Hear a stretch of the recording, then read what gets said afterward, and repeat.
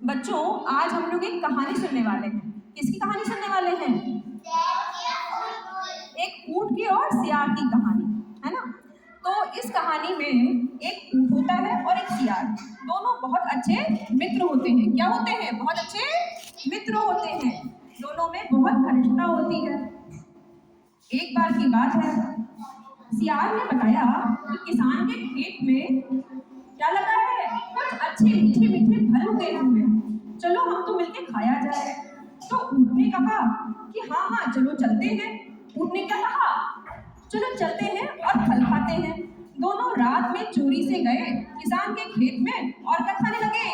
फल खाने लगे। क्या खाने लगे? फल खाने लगे। और जब फल खा लिया तो सियार का पेट भर गया। और सियार कैसे बोलने लगा? कैसे बोला बेटा? और तेज? वाह। तो ऊंट ने क्या कहा? ऊंट ने क्या कहा? ऊंट ने कहा, नहीं चोर ना बचाओ, नहीं तो अभी किसान आ जाएगा। लेकिन सियार नहीं माना और वो बोलता ही रहा। कैसे बोलता रहा?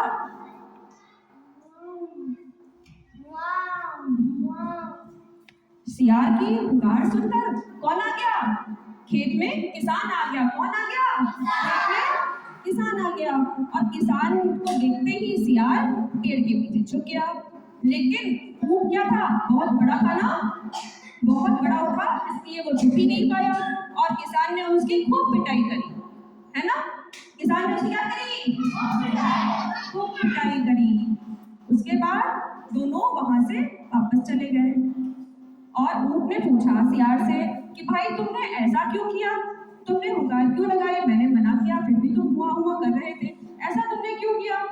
तो सियार ने कहा, मुझे खाना खाने के बाद हुआ हुआ करने की आदत है, जब तक मैं करता नहीं हूँ मेरा खाना नहीं पचता। तो वो कुछ नहीं बोला, ऊंट बेचारा चला गया। लेकिन ऊंट के मन में ये बात आ गई।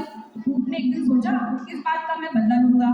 फिर वो क्या करे, नदी पार करके एक बार जा रहे थे कहीं, तो ऊंट तैर रहा था और सियार उसके ऊपर बैठ गया, उसकी पीठ पर बैठ गया।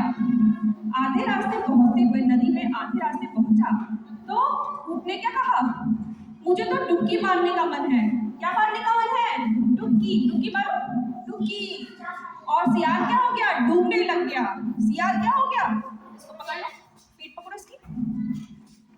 हाँ, अब तुम डुबकी मारो। हाँ, ऐसे।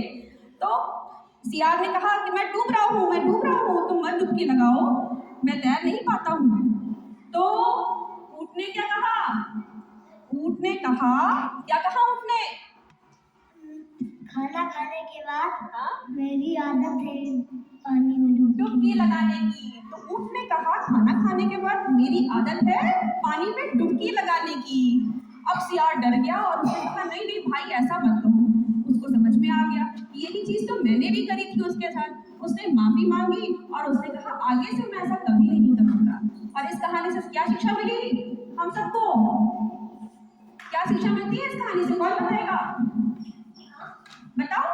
कि जैसी करनी वैसी भरनी। आप किसी के साथ जैसा करेंगे आपको रिटर्न में आपको पलट के वही फल मिलने वाला है ना। चलो ताली बजाओ सबके लिए।